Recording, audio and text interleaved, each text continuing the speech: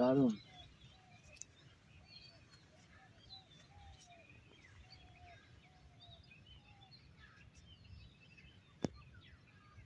তো দাদাকে একটু জিজ্ঞেস করতে বলো, দাদার এই জাতটার কি নাম বা এটার ফলন কেমন হয় এটা সম্পর্কে একটু বলার জন্য। এটার জাতটার নাম হলো হরিবোধ খালি।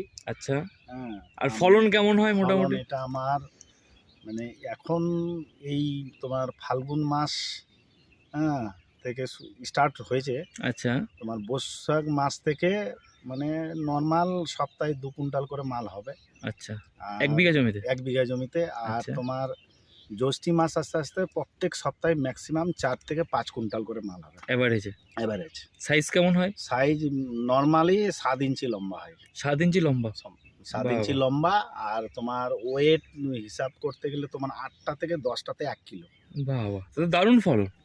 তো সব থেকে ভালো আর হচ্ছে আমরা যদি মনে করি এটাকে যে মালটা একটু স্টক করে নিয়ে পুরো মানে ম্যাচুরিটি করে নিয়ে যদি তুলি, তো সেইভাবে তুলতে গেলে মোটামুটি 1 মাসে নর্মাল 25 থেকে 30 কুইন্টাল হয়।